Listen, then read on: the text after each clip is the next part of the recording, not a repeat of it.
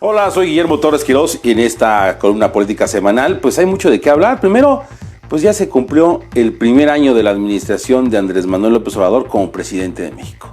La Cuarta T ya tuvo su primer año y en este espacio incluso hicimos un breve análisis de lo que fue en resultados este primer año. ¿Qué pasó? ¿Qué se esperaba? Pues el gran festejo de López Obrador en el Zócalo capitalino, pero también las marchas denominadas marchas fifí, las marchas contra la Cuarta T, que se hicieron presentes en toda la República Mexicana, pero que obviamente el centro de atención era la Ciudad de México. ¿Qué pasó en la marcha fifí? ¿Fue gente, no fue gente? ¿Lo publicaron, no lo publicaron? ¿Qué pasó ahí? Bueno, pues para empezar vemos una fuerte convocatoria. Vimos ahora a muchos actores uniéndose a esta marcha. Más allá de sociedad civil, los que quisieron brillar fueron la dirigencia del PAN. Vimos a Marc Cortés marchando al lado de Santiago Krill. Y vimos también a las figuras emblemáticas de la lucha por la justicia. Por ejemplo, a los de Varón los vimos ahí marchando de forma activa. Pero, ¿fue mucha gente o fue poca gente? Pues la verdad es que fue bastante gente en comparación con las otras marchas realizadas contra el presidente de la República. Incluso muchos habló de un posible choque entre la marcha fifí y el evento del presidente en el Zócalo capitalino. ¿Qué dijo el presidente en el Zócalo? Pues el presidente en el Zócalo dijo que si bien 2019 no fue el año de la Cuarta T, 2020 sí lo va a ser. En otras palabras, nos regaló el típico denme chance, voy entrando. Por otro lado, vimos también a las figuras de la Cuarta Transformación, pues era el gran evento del informe del presidente. Por un lado a su familia, vimos también a sus amigos más allegados y también vimos algunas ausencias importantes. Para ser un evento popular de López Obrador, no se vivió el entusiasmo que se vivió en otros momentos. Pareciera que el presidente no está en los mejores momentos de él sentirse muy gustoso. Claro, un presidente que en su primer año puede presumir que ha hecho muchísimas cosas, incluso podríamos decir muchas que algunos en su sexenio completo. Pero el presidente y su narrativa de echar la culpa al pasado siguió predominando. La verdad es que no nos regaló algo nuevo, no hay algo distinto en este primer año, en este mensaje de primer informe. Lo que sí llama la atención es que tanto el presidente como el tema que está en todos lados es el tema de la inseguridad. Incluso el fin de semana que correspondió al 1 de diciembre fue el fin de semana más violento en la historia de este país. Más de 150 gentes asesinadas en distintos puntos que nos hablan claramente de la gran crisis que hay en un tema que parece no termina todavía de verse solución o por lo menos los planes para la solución. Y a esto podríamos decir que fue el ancla principal de la marcha fifí, de la marcha contra López Obrador, y fue el mensaje de la seguridad. El mensaje de la seguridad fue el mensaje que más repercutió, que más sintió, que más emocionó a los que salieron a marchar en contra. Hay que decirlo, bastante gente salió, podemos verlo en fotografías, podemos verlo en distintas imágenes en redes sociales. ¿Y por qué digo que en redes sociales? Porque pareciera que la prensa mexicana prefirió guardar silencio, bajar las manitas y poner más al presidente que a esta marcha. Incluso pudimos ver absurdos de gente diciendo que habían llegado 500 personas a protestar, cuando en realidad se vio una mano de mucha gente que está desesperada, que está enojada, que señala la Cuarta Transformación y que nos resurge con esta típica frase: hay que hacer algo, pero no se ve qué puedan ir haciendo. Y a esto voy con la presencia de la dirigencia panista en esta marcha. Y es que si bien el PAN es el principal partido de oposición, no es la opción.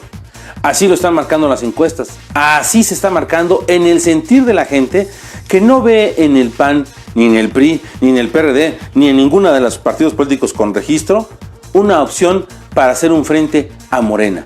Estamos prácticamente a año y medio del proceso electoral donde se renovará diputados federales, 500, y donde se van a robar más de la mitad de los congresos locales y casi la mitad de los gobernadores de este país.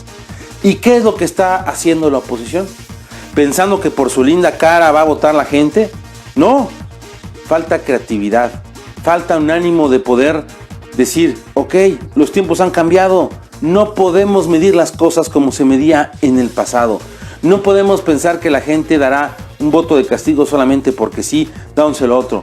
El gran riesgo que estamos viviendo en estos momentos es que la gente se llene de apatía y no salga a votar en un proceso interno. Que la gente decida no votar por nadie y entonces ganarán los del mayor voto duro. ¿Y quiénes son los que tienen mayor voto duro ahorita? Pues los que tienen los recursos. Los programas sociales con visión clientelar y populista los tiene la actual administración, no nos engañemos. Entonces esto pinta para que Morena sea mejor. ¿Qué tiene que hacer la oposición? Les guste o no les guste, no solamente es cambiar narrativa, que hay que decirlo, han sobresalido en la tribuna y en muchos mensajes, pero no se queda ahí, tienen que dar un brinco más creativo. Ese brinco es estar cerca de la gente. Lo que López Obrador hizo durante mucho tiempo, estar cercano a la población. La oposición no lo hace. Lo ve desde afuerita, desde arribita. No me ensucio. Ojo, si no van llenándose los zapatos de lodo, si no van gastando suelas y tocando las puertas, va a ser difícil que puedan convencer. Y a esto tienen que sumar a actores de oposición no partidista, a la sociedad civil organizada y a instituciones que tienen un peso milenario e histórico y que pueden de alguna manera orientar hacia la mejor situación del país, vincularlos hacia una paz verdadera. Eso sería realmente lo interesante. Lo que sí puedo concluir es que López Obrador sigue en la dinámica. No escucha a nadie, no observa a nadie. Él trae su plan y de ahí no lo quitamos.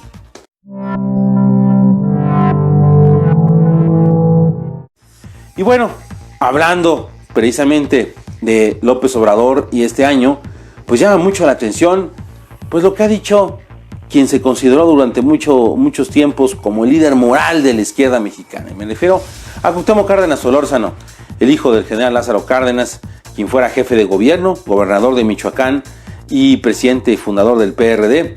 Cuauhtémoc Cárdenas, esta figura que se ha convertido emblemática para la izquierda por un poco mostrar siempre sus planteamientos muy claros, muy concretos.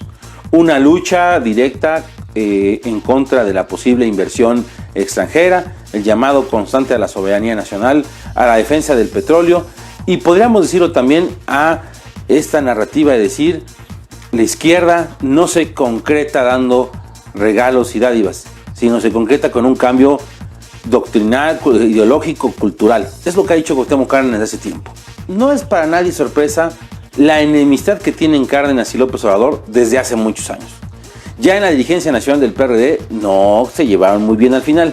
Incluso la llegada de López Obrador a la jefatura de gobierno no fue bien vista por Cuauhtémoc Cárdenas y aunque Rosario Robles, hoy por día por cierto presa, fue digamos la antecesora de López Obrador en la jefatura de gobierno, pues el cardenismo todavía reinaba esos días en la Ciudad de México. Y esta diferencia entre López Obrador y Cuauhtémoc Cárdenas se vio muy claramente en el 2006 cuando Cuauhtémoc Cárdenas no solamente no apoyó la idea de un fraude electoral, el famoso proceso postelectoral del 2006 cuando se reconoce el triunfo de Felipe Calderón sobre López Obrador, sino que incluso el mismo Cuauhtémoc Cárdenas aceptó por algunos meses haber sido el responsable de los festejos del Bicentenario en el gobierno foxista, algo que obviamente enloqueció a mucha gente. Y recordemos incluso ese mitin en el que, por cierto, Rosario Ibarra de Piedra mencionó a Cuauhtémoc Cárdenas como un traidor para la izquierda amlista. Cuauhtémoc Cárdenas lo volvió a hacer. En una entrevista en el periódico El País volvió a decir que no está gobernando la izquierda. Es más, también ya había mencionado tiempo atrás que el INE es un órgano independiente, autónomo, serio, profesional. Incluso dijo, desde 1997 se cuentan bien los votos en el país.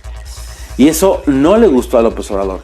Y claro, López Obrador tendrá de alguna manera que pues desviar el tema en la conferencia mañanera y decir que se respeta y respeta libertades, pero de que duele que uno de los principales personajes de la izquierda sea un activista en contra de la ampliación de mandato en Baja California de Jaime Bonilla, que sea un crítico de la actual Cuarta T y que haga hincapié en que México debe de dar un giro distinto a lo que está haciendo López Obrador sin medidas clientelares, llama muchísimo la atención y pone los focos rojos para quiénes son los aliados de López Obrador.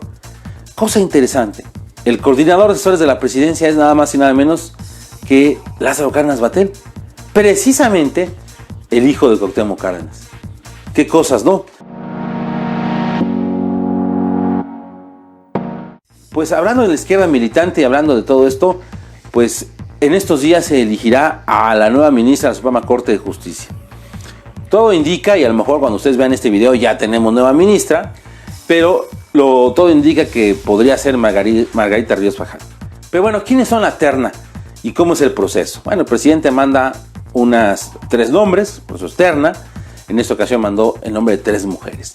El presidente decidió mandar a Diana Álvarez, que es la subsecretaria de Gobernación, la que entró en lugar de Tatiana Cloutier en ese cargo, y que es una mujer metida mucho en el tema de derechos humanos, crítica de algunas formas también de los gobiernos pasados, pero que no ha sobresalido en este paso, en esta Secretaría de Gobernación que ya está muy desmantelada y que también lo hemos comentado en este espacio. Por otro lado está Margarita Ríos Fajardo, que es la titular del SAT.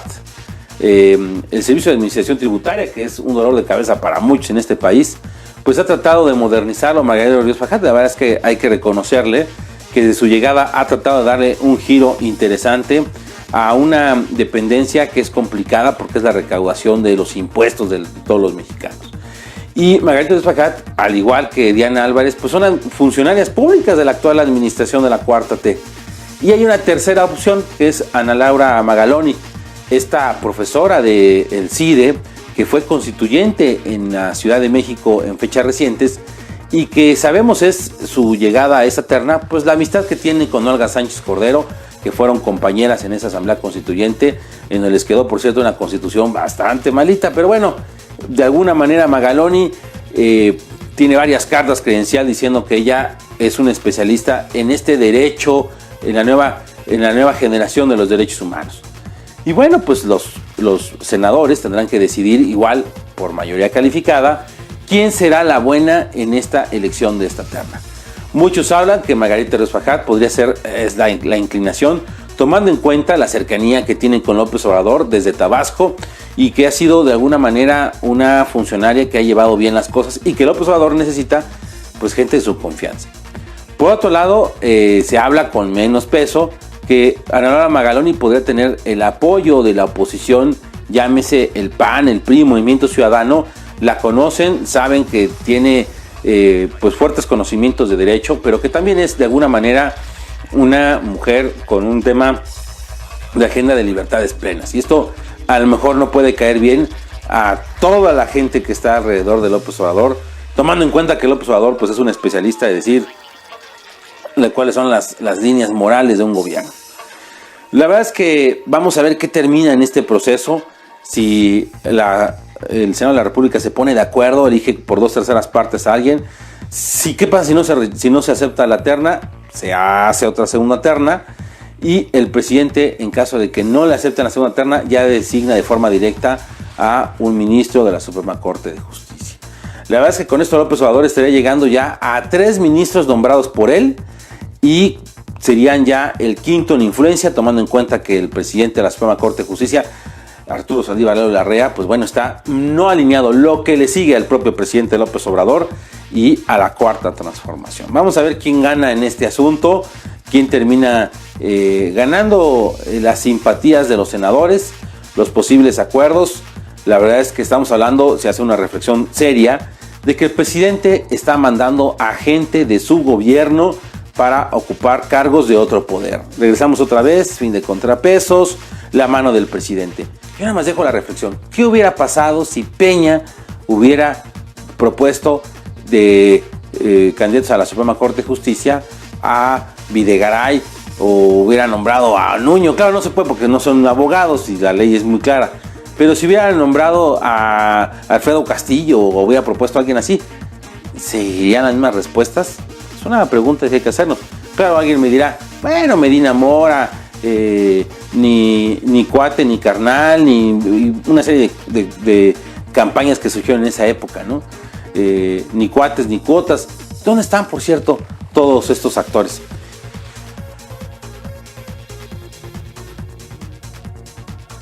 Quisiera terminar esta columna en esta ocasión con una reflexión sobre el tema de la oposición.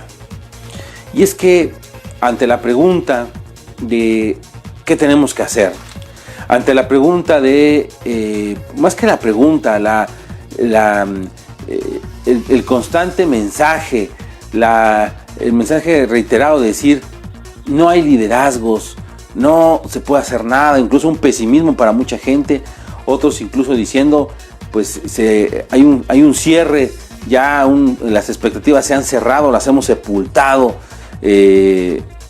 La pregunta es, ¿dónde está la oposición? Si la oposición es opción o no es opción. La verdad es que no podemos esperarnos al 2021, ¿eh? Si queremos hacer realmente transformaciones de fondo, se empieza desde abajo. Y esto es un punto importante. Morena todavía no decide quién va a ser su dirigente nacional. Ha ido pateando el balón para pasarlo al próximo año. Y la verdad es que no se le antoja al presidente, o no se antoja que las cosas vayan a mejorar el entorno externo para Morena. Me refiero a la seguridad y al tema económico. Y ahí viene un punto importante de esta reflexión. En 2020, año previo al proceso electoral del 2021, tendremos que ver la creatividad, el ingenio de cómo la oposición va a hacer frente a un sistema que está modificando e imponiendo en la figura central del presidente la toma de las decisiones. La verdad es que es un reto que suena bastante complicado, bastante difícil y que no está solamente en improvisaciones o esperando unos simples meses antes atrás para llegar y hacer un cambio de estrategia, un cambio de rumbo. López Obrador es un político hábil, es un político que sabe muy bien cómo se manejan los tiempos, pero si no hace cambios ya en la Secretaría de Seguridad Pública, en la Fiscalía o en todos estos temas que tienen que ver con darle a la gente seguridad, brindarle una mayor estabilidad en su día a día, las cosas se le van a complicar todavía más a la cuarta transformación. Soy Guillermo Torres Quirós, los invito a escucharme todos los lunes a las 7:30 de la noche aproximadamente en el 90.5 de FM Grupo Imagen. También pueden escuchar mis cápsulas y participaciones en Radio Anáhuac, Realidades y Coyunturas. Allí lo pueden bajar ustedes en las distintas aplicaciones de música como Spotify y algunas otras más. Tengan excelente semana.